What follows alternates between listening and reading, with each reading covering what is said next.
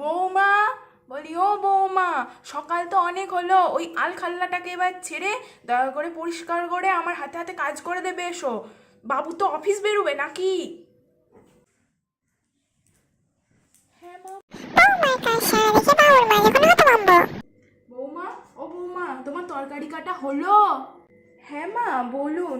আসলে আমার তো তরকারি কাটা হয়ে গিয়েছিল, তাই আপনি ফুল তুলছেন দেখে আমি আপনাকে আর ডাকিনি, আমি রান্নাটা কমপ্লিট করে নিয়েছি। আসলে অনেকটা বেলাও তো হয়ে গেছে, আপনার ছেলে তো অফিস যাবে।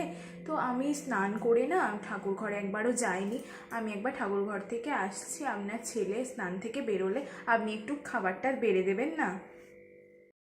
বেশ, দিয়ে দেবো। রান্না করা হয়ে গেছে, দেখি তো রান্নাগুলো কেমন হয়েছে। রান্না তো বেশ ভালোই হয়েছে, খেতে কেমন হবে কে জানে।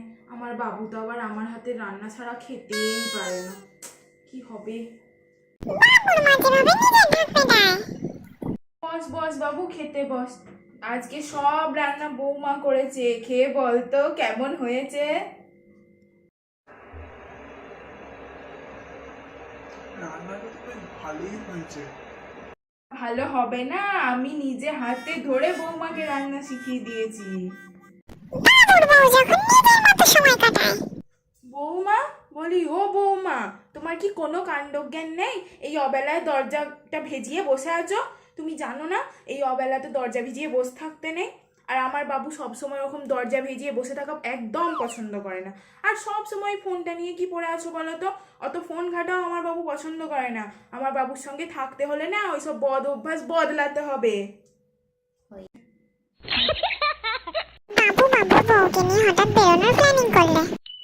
বাবু, বৌমা, তোমরা কি কোথাও বেরুচ্ছ নাকি?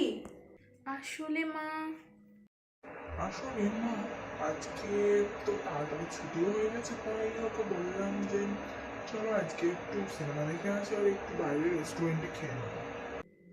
কই বৌমা, তুমি আগে তো আমায় বলনি তোমরা বাইরে যাবে। আমি যে বাবুর জন্য আলুর দম পরোটা করলাম, ওগুলোর কি হবে এবার?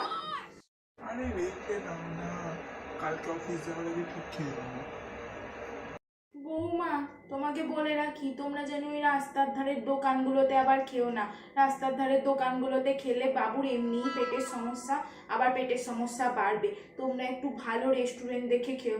আমার সঙ্গে গেলে আমি তো সেটা দেখে শুনে নিয়ে যাই। এখন তো তোমার সঙ্গে মনে করো যাচ্ছে, তা তোমাকেই দেখে শুনে আমার বাবুকে তো রাখতে হবে। দেখো যেন সেটা খেয়াল করে।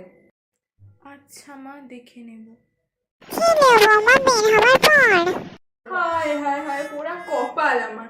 দেখো বাবুর বাবা, দেখো 2 মাস হলো বিয়ে হয়েছে, তার মধ্যেই বউ একবারে বাবুকে আঁচলের তলায় ভরে নিয়েছে। কি বলবো, আমার বলার কিছু আর ভাষা নেই। 2 মাসের মধ্যে কেউ এভাবে হাত করে নিতে পারে ছেলেকে? দেখো কি অবস্থা।